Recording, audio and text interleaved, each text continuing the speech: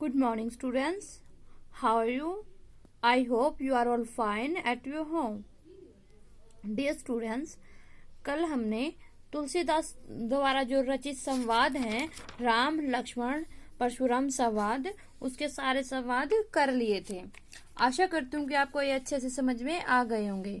तो आज हम इसके प्रश्न उत्तर करेंगे। तो देखिए इसका जो पहला प्रश्न है वो क्या है। परशुराम के क्रोध करने पर लक्ष्मण ने धनुष के टूट जाने के लिए कौन कौन से तर्क दिए।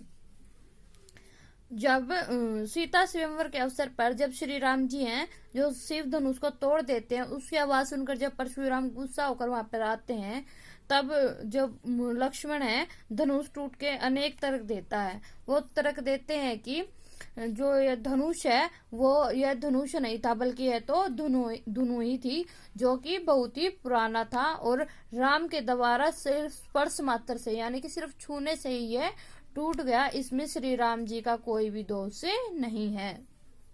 ठीक है भाई। अगला हमारा जो प्रश्न है, परशुराम के क्रोध करने पर राम और लक्ष्मण की जो प्रतिक्रियाएं हुई, उन्हीं के आधार पर दोनों के स्वभाव की विशेषताएं अपने शब्दों में लिखिए। जब परशुराम जी क्रोधित होकर जनक सभा में आते हैं, तब जो राम और लक्ष्मण अपनी अपनी प्रतिक्रियाएं दिखाते हैं भाई। जैसे राम को इसमें शांत स्वभाव का दिखाया गया है। कैसे दिखाया गया है? जब क्योंकि जो श्री राम है वो परशुराम को बहुत ही नरम स्वभाव से उनके साथ बात करते हैं। उन्हें गुरु का दास जो जिसने धनुष तोड़ा था उसको मतलब उन्हीं का ही दास बताते हैं, उनसे बहुत ही विनम्रता से बात करते हैं। लेकिन इसके विपरीत जो लक्ष्मण है वो उनका स्वभाव कैसा बहुत ही उग्र दिखाया गया है, जो कि परशुराम से बहुत ज्यादा तर्क वितर्क करते हैं, उनके साथ व्यंग्यात्मक पूर्ण व्यवहार करते हैं, उन पर बहुत ज्यादा व्यंग्य कसते हैं। आगे जो श्री राम है उनको दिखाया गया है कि वो जो गुरु होते हैं, जो साधु संत होते हैं, उनका बहुत ज्यादा आदर सम्मान करते हैं। जबकि जो लक्ष्मण होते हैं वो मुनियों का इतना आदर नहीं करते हैं। वो तो परशुराम को ऐसे वचन में बोलते हैं जो अग्नि में आहुति डालने का कार्य करती है। इस प्रकार इन्होंने राम और लक्ष्मण की स्वभाव दर्शाया है। ठीक है भाई। राम को शांत और साधु संतों का उपासक दिखाया है, और जबकि लक्ष्मण को उग्र और मतलब जो उचित बात है उसका समर्थन करते हुए सभी का विरोध करने वाला दर्शाया है। ठीक है। अगला हमारा प्रश्न देखिए, लक्ष्मण और परशुराम के संवाद का जो अंश आपको सबसे अच्छा लगा उसे अपने शब्दों में लिखिए। ये आपने इन संवादों के माध्यम से करना भी, जो हमने कल पढ़े थे उनमें से आपको कौन सा संवाद सबसे अच्छा लगा लक्ष्मण और परशुराम का, वो आपने लिखना है। ठीक है। और संवाद शैली में मतलब कि सरल भाषा इसकी बनाकर फिर आपने वो लिखनी है। अगला प्रश्न देखिए, परशुराम ने अपने विषय में सभा में क्या क्या कहा, निम्न पद्यांश के आधार पर लिखिए। ये जो पद्यांश है भाई, इसकी व्याख्या करके आपने वो लिखनी है और उसी के आधार पर बताना है भी इसमें मतलब क्या क्या कहा जा रहा है परशुराम के विषय में। ठीक है। परशुराम खुद अपने विषय में क्या कहते हैं और लक्ष्मण उनके विषय में क्या कहते हैं, वो सब आपने इसमें लिखना है। लक्ष्मण ने वीर योद्धा की क्या क्या विशेषताएं बताई है? क्या क्या विशेषता बताई है भी लक्ष्मण ने वीर योद्धा की जो विशेषता बताई है वो ये बताई है कि वो बार बार अपनी शक्तियों का व्याख्यान नहीं करते हैं, अपने मुंह से ही अपनी शक्तियों को नहीं अंदर बताते हैं, बल्कि उनके कर्म से ही, उनके स्वभाव से ही उनकी शक्तियों का अंदाजा हो जाता है। जो वीर पुरुष होते हैं या वीर योद्धा होते हैं, जो रणभूमि में अपने शत्रु को देखकर ऐसे ही ढिंगे नहीं आंकते हैं, ये उनके कायरता की निशानी होती है। जो वीर पुरुष होते हैं, वो वीर योद्धा होते हैं, वो तो रणभूमि में युद्ध ही करते हैं, बेफालतू के जो डिंगे हैं वो नहीं मारते।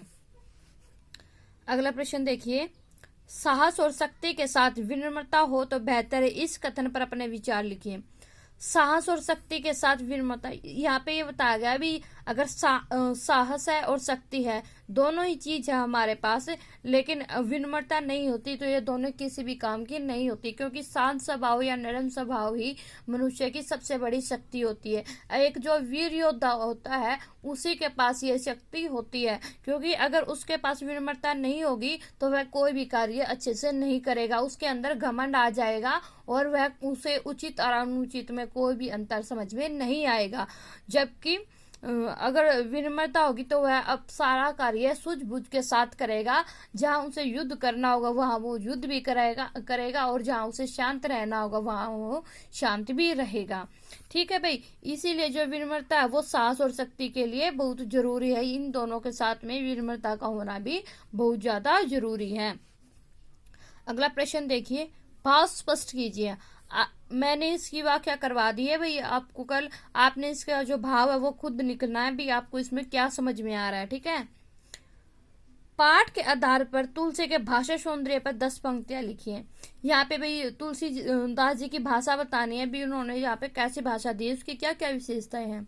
सर्वप्रथम तो हम बताएंगे जो तुलसीदास ने इसके अंदर अवधि भाषा का प्रयोग किया है। अवधि भाषा के साथ साथ उन्होंने तत्सम तद्भव शब्दों का प्रयोग किया गया, लेकिन कहीं कहीं उन्होंने देसी शब्दों का भी प्रयोग किया है। व्यंग्यात्मक शैली का प्रयोग करते हुए अपनी भाषा को दर्शाया है।